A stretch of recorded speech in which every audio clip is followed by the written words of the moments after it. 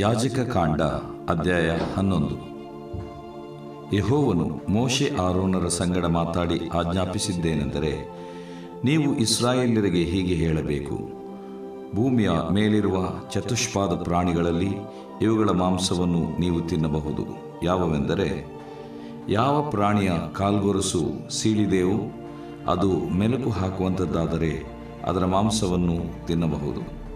ಆದರೆ ಯಾವ ಪ್ರಾಣಿಯು ಮೆಲುಕು ಹಾಕಿದರೂ ಗೊರಸು ಸೀಳಿರುವುದಿಲ್ಲವೋ ಮತ್ತು ಯಾವ ಪ್ರಾಣಿಯು ಗೊರಸು ಸೀಳಿದರೂ ಮೆಲುಕು ಹಾಕುವುದಿಲ್ಲವೋ ಅವುಗಳ ಮಾಂಸವನ್ನು ನೀವು ತಿನ್ನಬಾರದು. ದೃಷ್ಟಾಂತ: ಒಂಟೆಯು ಮೆಲುಕು ಹಾಕುವಂಥದ್ದು ಸರಿ, ಆದರೂ ಅದಕ್ಕೆ ಸೀಳುಗೊರಸು ಇಲ್ಲವಾದ್ದರಿಂದ ನೀವು ಅದರ ಮಾಂಸವನ್ನು ಅಶುದ್ಧವೆಂದೆಣಿಸಬೇಕು.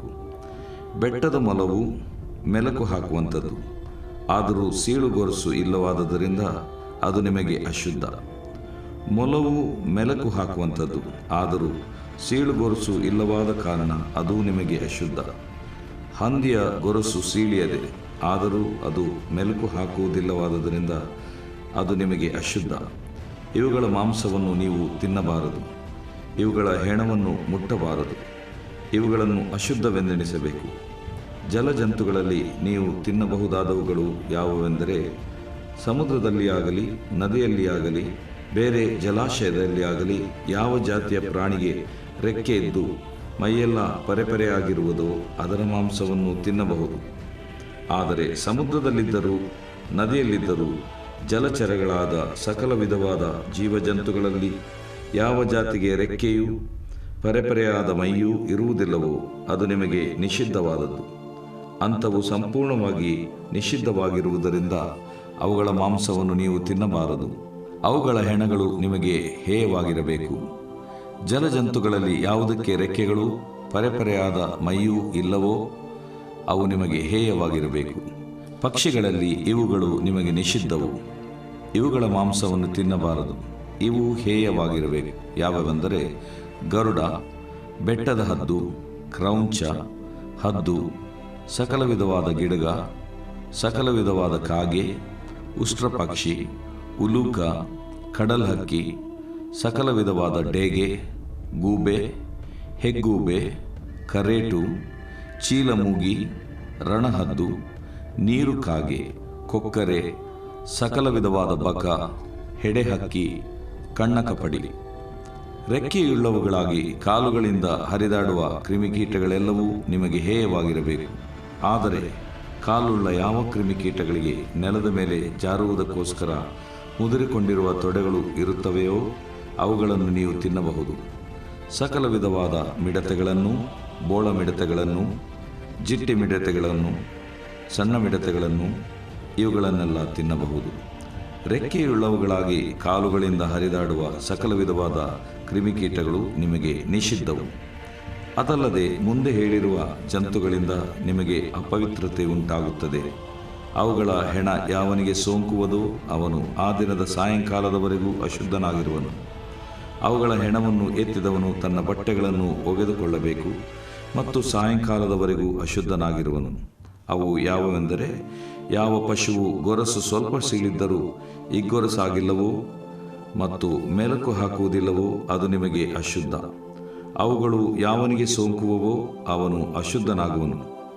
ಚತುಷ್ಪಾದ ಪ್ರಾಣಿಗಳಲ್ಲಿ ಅಂಗಾಲುಗಳಿಂದ ನಡೆಯುವವುಗಳೆಲ್ಲ ನಿಮಗೆ ಅಶುದ್ಧವಾಗಿರುವವು. ಅವುಗಳ ಹೆಣ ಯಾವನಿಗೆ ಸೋಂಕುವುದೋ ಅವನು ಆ ದಿನದ ಸಾಯಂಕಾಲದವರೆಗೂ ಅಶುದ್ಧನಾಗಿರುವನು. ಅವುಗಳ ಹೆಣವನ್ನು ಎತ್ತಿದವನು ತನ್ನ ಬಟ್ಟೆಗಳನ್ನು ಒಗೆದುಕೊಳ್ಳಬೇಕು ಮತ್ತು ಆ ಸಾಯಂಕಾಲದವರೆಗೂ ಅಶುದ್ಧನಾಗಿರುವನು. ಅವು ನಿಮಗೆ ಅಶುದ್ಧ. ನೆಲದ ಮೇಲೆ ಸಂಚರಿಸುವ ಸಣ್ಣ ಜಂತುಗಳಲ್ಲಿ ಇವು ನಿಮಗೆ ಅಶುದ್ಧವಾಗಿರಬೇಕು. ಯಾವುವೆಂದರೆ ಮುಂಗಿಸಿ, ಇಲಿ, ಸಕಲ ವಿಧವಾದ ಉಡು, ಹಾವರಾಣಿ, ಊಸುರುವಳ್ಳಿ, ಹಲ್ಲಿ, ಬಸವನ ಹುಳ, ಚಿಟ್ಟಿಲಿ ಇವೇ. ನೆಲದ ಮೇಲೆ ಸಂಚರಿಸುವ ಈ ಅಶುದ್ಧವಾದ ಸಣ್ಣ ಜಂತುಗಳ ಹೆಣವು ಯಾರಿಗೆ ಸೋಂಕುವುದೋ ಅವರು ಆ ಸಾಯಂಕಾಲದವರೆಗೂ ಅಶುದ್ಧರಾಗಿರುವರು. ಇವುಗಳ ಹೆಣವು ಯಾವ ವಸ್ತುವಿನ ಮೇಲೆ ಬೀಳುವುದೋ ಆ ವಸ್ತುವು ಅಶುದ್ಧವಾಗಿರುವುದು. ಅದು ಮರದ ವಸ್ತುವಾಗಲಿ, ಬಟ್ಟೆಯಾಗಲಿ, ಚರ್ಮವಾಗಲಿ, ಗೋಣಿಯಾಗಲಿ, ಅದು ಎಂಥದ್ದಾದರೂ ಯಾವ ಕೆಲಸಕ್ಕೆ ಉಪಯೋಗವಾಗಿದ್ದರೂ ಅದನ್ನು ನೀರಿನಲ್ಲಿ ನೆನೆಸಬೇಕು. ಅದು ಸಾಯಂಕಾಲದವರೆಗೂ ಅಶುದ್ಧವಾಗಿರುವುದು, ತರುವಾಯ ಶುದ್ಧಿಯಾಗುವುದು. ಆ ಜಂತುಗಳ ಹೆಣ ಮಣ್ಣಿನ ಪಾತ್ರೆಯಲ್ಲಿ ಬಿದ್ದರೆ ಆ ಪಾತ್ರೆಯಲ್ಲಿರುವುದೆಲ್ಲ ಅಶುದ್ಧವಾಗಿರುವುದು ಮತ್ತು ಆ ಪಾತ್ರೆಯನ್ನು ನೀವು ಒಡೆದು ಬಿಡಬೇಕು. ಅದರಲ್ಲಿರುವ ತಿನ್ನತಕ್ಕ ಪದಾರ್ಥವೆಲ್ಲ ನೀರಿನಿಂದ ನೆನೆದದ್ದಾಗಿದ್ದರೆ ಅಶುದ್ಧವಾಗುವುದು. ಪಾನದ್ರವ್ಯವು ಆ ಪಾತ್ರೆಯಲ್ಲಿದ್ದರೆ ಅದು ಅಶುದ್ಧವಾಗುವುದು. ಆ ಜಂತುಗಳ ಹೆಣ ಯಾವ ಸಾಮಾನಿನ ಮೇಲೆ ಬಿದ್ದರೂ ಆ ಸಾಮಾನು ಅಶುದ್ಧವಾಗುವುದು. ಒಲೆಗಳಲ್ಲಿ ಅದು ಒಂಟೆಲೆಯಾಗಿದ್ದರೂ ಜೋಡೊಲೆಯಾಗಿದ್ದರೂ ಅದು ಅಶುದ್ಧವಾದುದರಿಂದ ಅದನ್ನು ಒಡೆದು ಬಿಡಬೇಕು, ಅದು ಅಶುದ್ಧವೇ. ಹೊರತೆ ಮೊದಲಾದ ಜಲಾಶಯಗಳನ್ನು ಮಾತ್ರ ನೀವು ಶುದ್ಧವೆಂದೆಣಿಸಬೇಕು. ಆದರೆ ಇವುಗಳೊಳಗಿಂದ ಆ ಹೆಣವನ್ನು ಎತ್ತಿದವನು ಅಶುದ್ಧನಾಗುವನು. ಬಿತ್ತಬೇಕಾದ ಬೀಜದ ಮೇಲೆ ಈ ಜಂತುಗಳ ಹೆಣ ಬಿದ್ದರೆ ಆ ಬೀಜವು ಅಶುದ್ಧವಾಗುವುದಿಲ್ಲ. ನೀರು ಹಾಕಿ ನೆನೆಸಿದ ಬೀಜದ ಮೇಲೆ ಆ ಹೆಣ ಬಿದ್ದರೆ ಅದು ನಿಮಗೆ ಅಶುದ್ಧ. ಆಹಾರಕ್ಕೆ ಯೋಗ್ಯವಾಗಿರುವ ಪಶುವು ಸತ್ತರೆ ಅದರ ಹೆಣವನ್ನು ಮುಟ್ಟಿದವನು ಆ ದಿನದ ಸಾಯಂಕಾಲದವರೆಗೂ ಅಶುದ್ಧನಾಗಿರುವನು. ಆ ಹೆಣದಲ್ಲಿ ಸ್ವಲ್ಪವಾಗಿ ತಿಂದವನು ತನ್ನ ಬಟ್ಟೆಗಳನ್ನು ಒಗೆದುಕೊಳ್ಳಬೇಕು. ಅವನು ಆ ದಿನದ ಸಾಯಂಕಾಲದವರೆಗೂ ಅಶುದ್ಧನಾಗಿರುವನು. ಆ ಹೆಣವನ್ನು ಹೊತ್ತವನು ತನ್ನ ಬಟ್ಟೆಗಳನ್ನು ಒಗೆದುಕೊಳ್ಳಬೇಕು. ಅವನು ಆ ಸಾಯಂಕಾಲದವರೆಗೂ ಅಶುದ್ಧನಾಗಿರುವನು. ನೆಲದ ಮೇಲೆ ಹರಿದಾಡುವ ಕ್ರಿಮಿಕೀಟಗಳೆಲ್ಲ ಹೇಯವಾಗಿವೆ, ಅವುಗಳ ಮಾಂಸವನ್ನು ತಿನ್ನಬಾರದು. ಹೊಟ್ಟೆಯಿಂದ ನಡೆಯುವಂಥದ್ದನ್ನು, ಕಾಲಿನಿಂದ ಹರಿದಾಡುವಂಥದ್ದನ್ನು, ಬಹಳ ಕಾಲುಳ್ಳದ್ದನ್ನು, ಅಂತೂ ನೆಲದ ಮೇಲೆ ಹರಿದಾಡುವ ಯಾವ ಸಣ್ಣ ಜೀವಿಯನ್ನು ನೀವು ತಿನ್ನಬಾರದು, ಅವು ಹೇಯವಾಗಿವೆ. ನೀವು ಅಂಥ ಯಾವ ಸಣ್ಣ ಜೀವಿಯನ್ನು ತಿಂದು ನಿಮ್ಮನ್ನು ನೀವೇ ಹೇಸಿಕೆ ಮಾಡಿಕೊಂಡು ಅಶುದ್ಧರಾಗಬಾರದು. ಯಾಕಂದರೆ ನಾನು ನಿಮ್ಮ ದೇವರಾದ ಯೆಹೋವನು, ನೀವು ದೇವಜನರಿಗೆ ತಕ್ಕಂತಿರಬೇಕು. ನಾನು ಪರಿಶುದ್ಧನಾಗಿರುವುದರಿಂದ ನೀವು ಪರಿಶುದ್ಧರಾಗಿರಬೇಕು.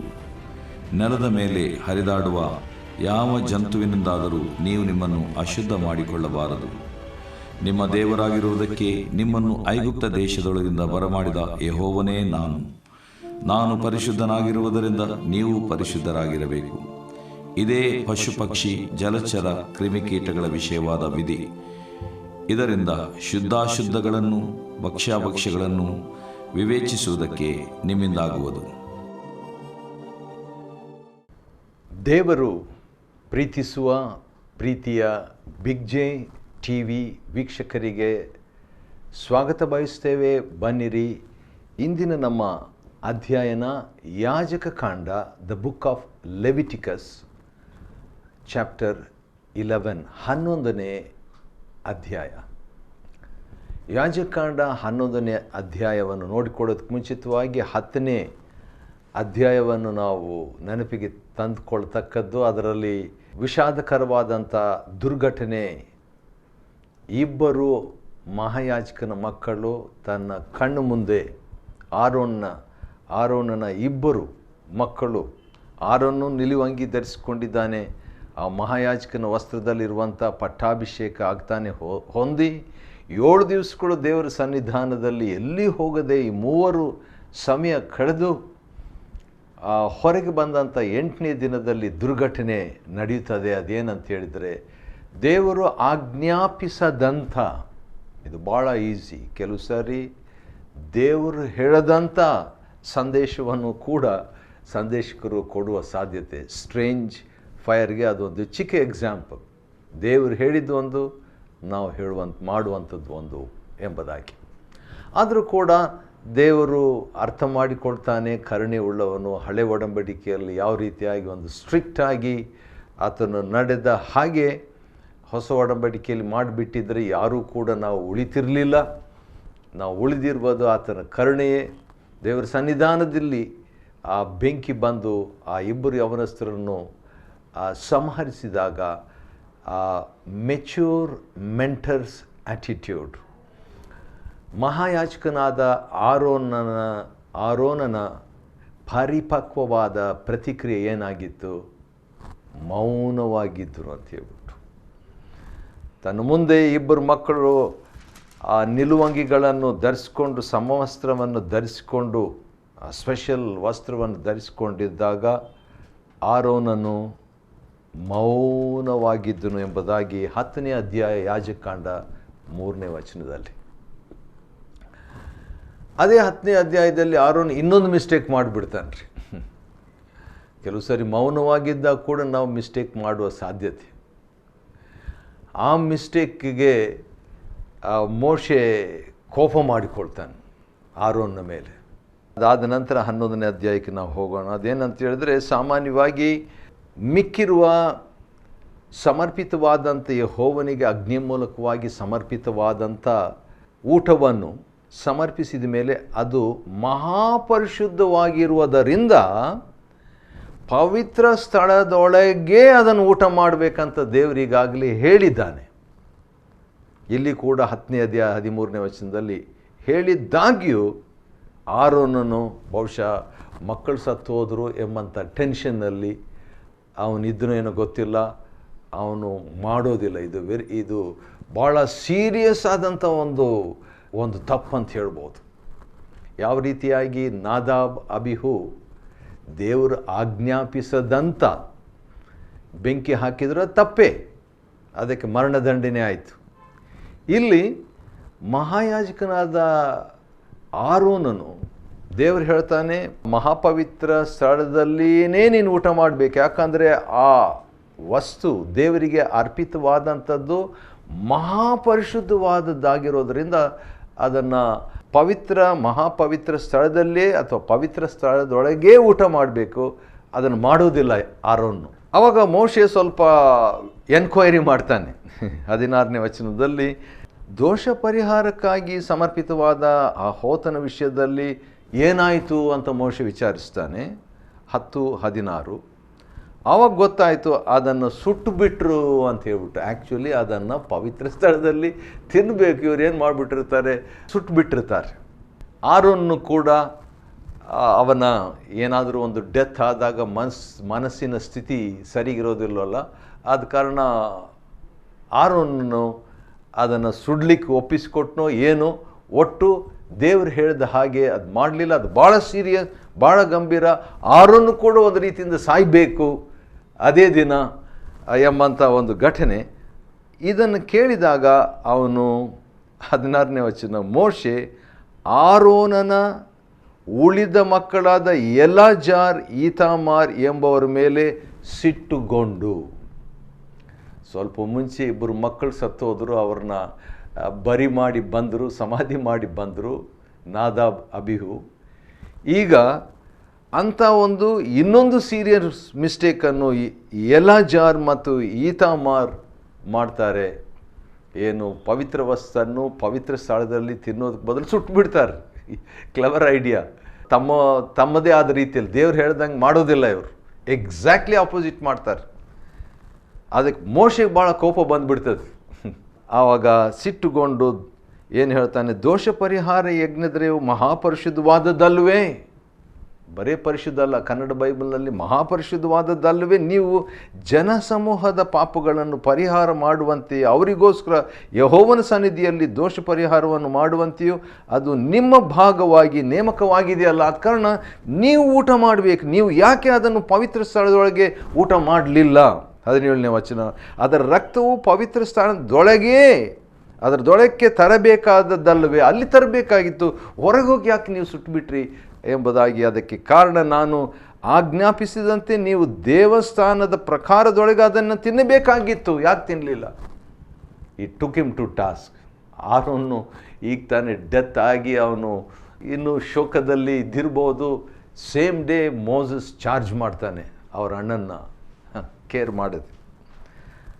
ಅದಕ್ಕೆ ಆರೋನನು ಭಾಳ ವಿಚಿತ್ರವಾದಂಥ ಒಂದು ಮಾತನ್ನು ನಾವು 19ನೇ ವಚನ 10ನೇ ಅಧ್ಯಾಯ 19ನೇ ವಚನದಲ್ಲಿ ನಾವು ನೋಡ್ತೇವೆ. ಅದಕ್ಕೆ ಆರೋನನು ಮೋಶೆಗೆ ಭಾಳ ಫಿಲಸಾಫಿಕಲ್ ಆಗಿ, ಭಾಳ ಸಾಫ್ಟಾಗಿ, ಭಾಳ ಮೃದುವಾಗಿ, ಪ್ರಶಾಂತವಾಗಿ ವಿಚಿತ್ರವಾದಂಥ ಒಂದು ಆನ್ಸರ್ ಕೊಡ್ತಾನೆ. ಇವರು ಈ ಹೊತ್ತು ಯೆಹೋವನ ಸನ್ನಿಧಿಯಲ್ಲಿ ತಮಗೋಸ್ಕರ ದೋಷ ಪರಿಹಾರ ಯಜ್ಞವನ್ನು ಸರ್ವಾಂಗ ಹೋಮವನ್ನು ಸಮರ್ಪಿಸಿದ್ದರೂ ಈ ಆಪತ್ತು ನನಗೆ ಸಂಭವಿಸಿತು. ನನಗಂತೂ ಆಗಿದ್ದಾಯಿತು. ಹೀಗಿರುವಾಗ ನಾನು ದೋಷ ಪರಿಹಾರಕ ಯಜ್ಞ ದ್ರವ್ಯವನ್ನು ಈ ಹೊತ್ತು ಊಟ ಮಾಡದಿದ್ದರೆ, ದೇವ್ರು ಹೇಳಿದಾಗೆ ನಾನು ಊಟ ಮಾಡಲಿಲ್ಲ, ಹೌದು ನನ್ನ ಮಿಸ್ಟೇಕೆ, ಪವಿತ್ರ ಸ್ಥಳದಲ್ಲಿ ನಾನು ಮಾಡಬೇಕು, ನಾನು ಮಾಡಲಿಲ್ಲ, ಅದನ್ನು ಸುಟ್ಟುಬಿಟ್ಟೆ, ಮಾಡದಿದ್ದರೆ ಅದು ಯೆಹೋವನಿಗೆ ಒಳ್ಳೆಯದಾಗಿ ತೋಚುತ್ತಿತ್ತೋ. ಚೆನ್ನಾಗಿ ಒಳ್ಳೆಯದಾಗಿ ತೋಚ್ತಿತ್ತೇನಂತ ಒಂದು ರೀತಿಯಿಂದ ಇದೆ, ಭಾಳ ಕನ್ಫ್ಯೂಸಿಂಗ್ ಇದೆ. ಆದರೆ ಅದೇ ಸಂದರ್ಭದಲ್ಲಿ ನನಗೆ ಅರ್ಥ ಆಗುವಂಥದ್ದು ಏನಂದರೆ, ಗಾಡ್ ವಾಸ್ ಮರ್ಸಿಫುಲ್ ಟು ಆರೋನಿಗೂ ಮೋಶೆನೇ ಅಷ್ಟೊಂದು ಕ್ಲೋಸ್ ಆಗಿ ಹತ್ರ 500 ಟೈಮ್ಸ್ ಈ heard the voice of God, ಭಾಳ ಖಡಾಖಂಡಿತಾಗಿ Moses did as the Lord commanded ಎಂಬಂಥ ರೀತಿಯಲ್ಲಿ ನಡೆದಂಥವನು ಇಲ್ಲಿ ಆರೋನು ನಡ್ಕೊಂಡಿಲ್ಲ ಅಂತ ಹೇಳ್ಬಿಟ್ಟು ಅವನಿಗೆ ಕೋಪ ಬಂದುಬಿಡ್ತದೆ. ಆದರೆ ಭಾಳ ಕೂಲಾಗಿ ಆರೋನ್ನ ಆನ್ಸರು 19ನೇ ವಚನದಲ್ಲಿ ಹೇಳುವಾಗ, ಅದು ದೇವ್ರ ದೃಷ್ಟಿಯಲ್ಲಿ ಒಳ್ಳೆಯದಾಗಿ ತೋಚಿತೇನೆ ಅಂತ ಹೇಳಿದಾಗ ಮೋಶೆ ಆ ಮಾತನ್ನು ಕೇಳಿ ಒಪ್ಪಿಕೊಂಡನು. ಇದು ವಿಚಿತ್ರವಾದಂಥ ಒಂದು ಘಟನೆ. ಇರಲಿ, 11ನೇ ಅಧ್ಯಾಯಕ್ಕೆ ಬರೋಣ. 11ನೇ ಅಧ್ಯಾಯದಲ್ಲಿ ಆಗಾಗ ಬರುವಂಥ ಒಂದು ಮಾತು ನಿಷಿದ್ಧ ನಿಷಿದ್ಧ ನಿಷಿದ್ಧ ಎಂಬಂಥದ್ದು. ಉದಾಹರಣೆಗೆ 10ನೇ ವಚನ, ಇಂಥ ತಿನ್ನಬಾರ್ದು ನಿಷಿದ್ಧ. 13ನೇ ವಚನ, ಇವುಗಳು ನಿಮಗೆ ನಿಷಿದ್ಧ, ಡೋಂಟ್ ಈಟ್, ತಿನ್ನಬೇಡ್ರಿ. 23ನೇ ವಚನ, ಈ ಕ್ರಿಮಿಕೀಟಗಳು ತಿನ್ನಬಾರ್ದು, ನಿಷಿದ್ಧ.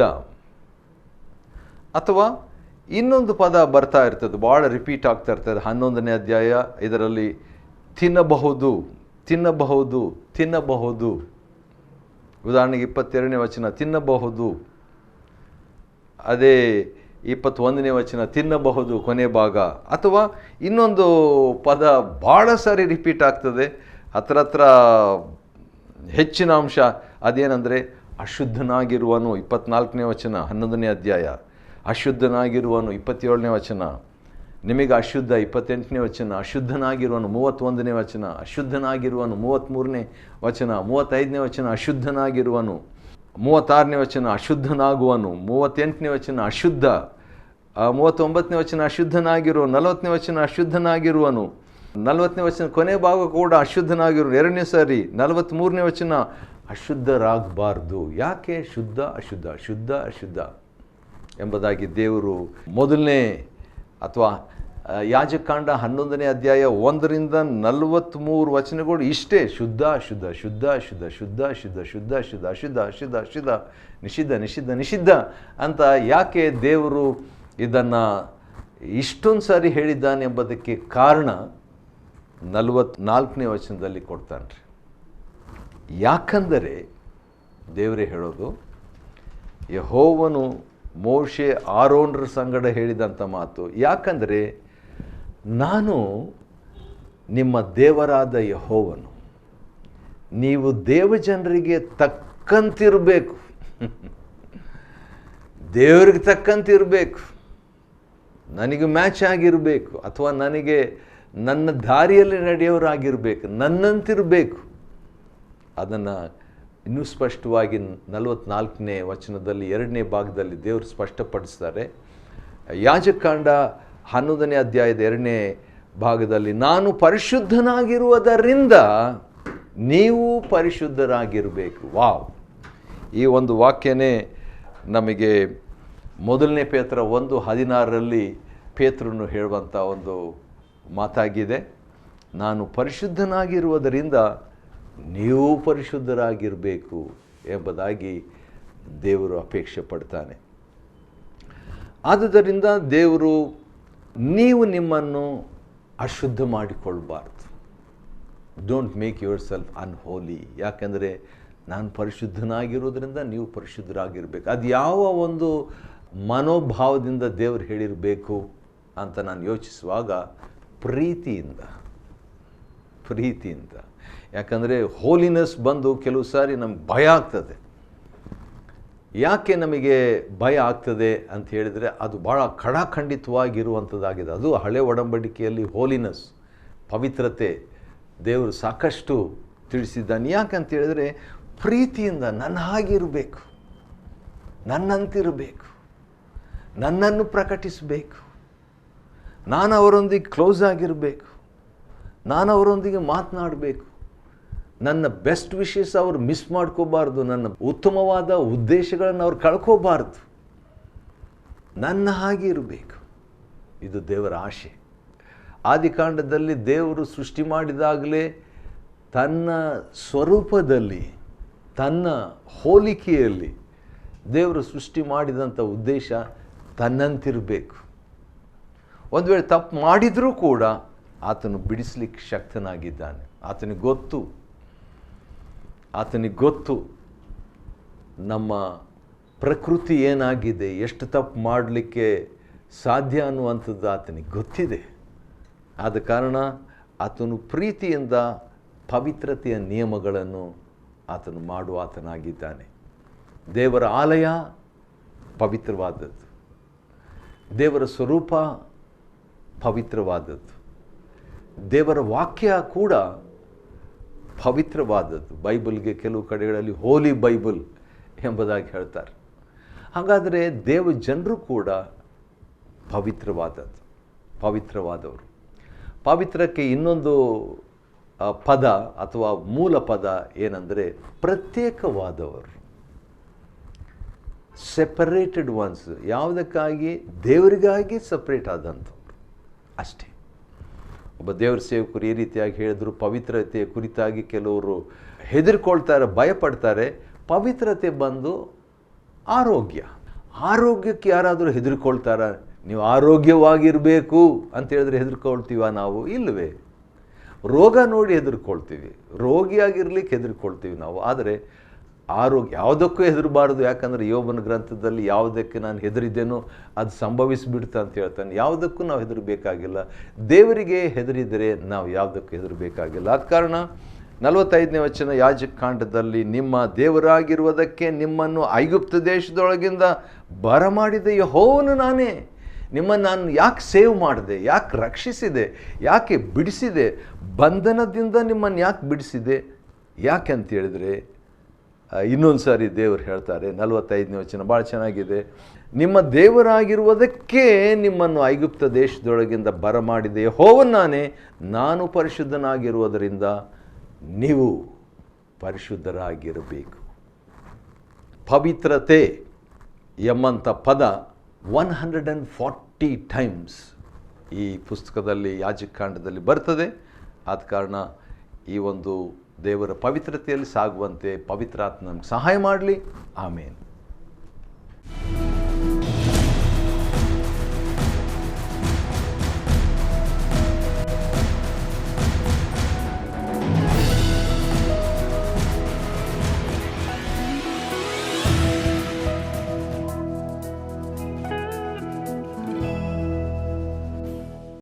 Chapter 11.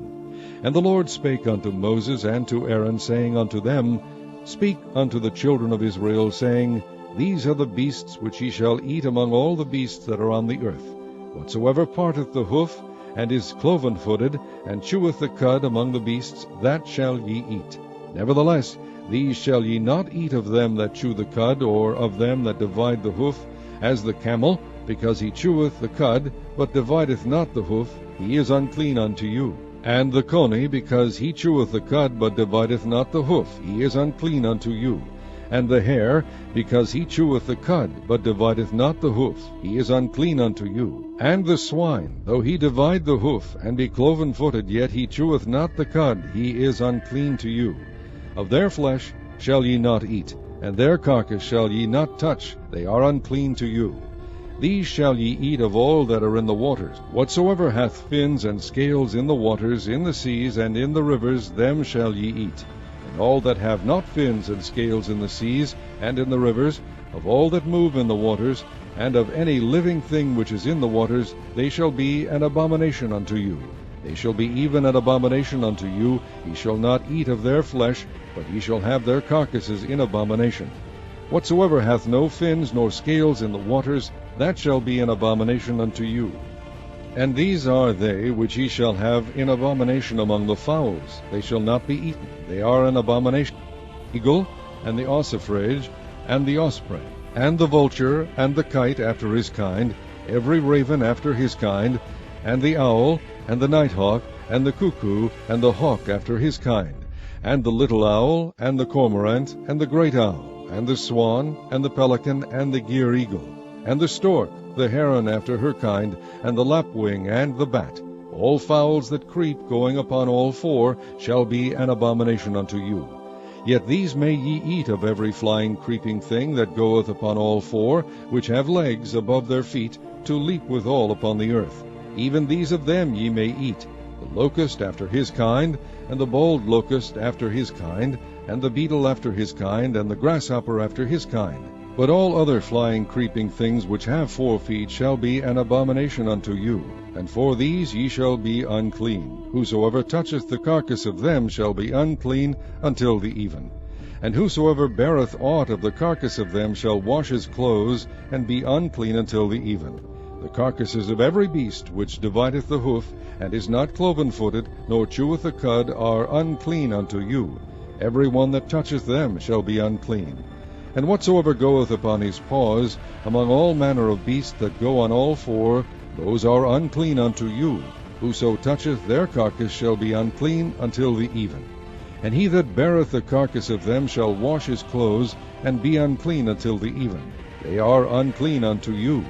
These also shall be unclean unto you among the creeping things that creep upon the earth, the weasel, and the mouse, and the tortoise after his kind, and the ferret, and the chameleon, and the lizard, and the snail, and the mole. These are unclean to you among all that creep. Whosoever doth touch them when they be dead shall be unclean until the even. And upon whatsoever any of them when they are dead doth fall, it shall be unclean, whether it be any vessel of wood, or raiment, or skin, or sack, whatsoever vessel it be, wherein any work is done, it must be put into water, and it shall be unclean until the even, so it shall be cleansed. And every earthen vessel whereinto any of them falleth, whatsoever is in it shall be unclean, and ye shall break it. Of all meat which may be eaten, that on which such water cometh shall be unclean, and all drink that may be drunk in every such vessel shall be unclean. And everything whereupon any part of their carcass falleth shall be unclean, whether it be oven, or ranges for pots, they shall be broken down, for they are unclean, and shall be unclean unto you. Nevertheless a fountain or pit, wherein there is plenty of water, shall be clean, but that which toucheth their carcass shall be unclean. And if any part of their carcass fall upon any sowing seed which is to be sown, it shall be clean. But if any water be put upon the seed, and any part of their carcass fall thereon, it shall be unclean unto you. And if any beast, of which ye may eat, die, he that toucheth the carcass thereof shall be unclean until the even. And he that eateth of the carcass of it shall wash his clothes, and be unclean until the even. He also that beareth the carcass of it shall wash his clothes, and be unclean until the even. And every creeping thing that creepeth upon the earth shall be an abomination, it shall not be eaten. Whatsoever goeth upon the belly, and whatsoever goeth upon all four, or whatsoever hath more feet among all creeping things that creep upon the earth, them ye shall not eat, for they are an abomination. Ye shall not make yourselves abominable with any creeping thing that creepeth, neither shall ye make yourselves unclean with them, that ye should be defiled thereby. For I am the Lord your God. Ye shall therefore sanctify yourselves, and ye shall be holy, for I am holy. Neither shall ye defile yourselves with any manner of creeping thing that creepeth upon the earth. For I am the Lord that bringeth you up out of the land of Egypt, to be your God. Ye shall therefore be holy, for I am holy. This is the law of the beasts, and of the fowl, and of every living creature that moveth in the waters, and of every creature that creepeth upon the earth, to make a difference between the unclean and the clean, and between the beast that may be eaten, and the beast that may not be eaten.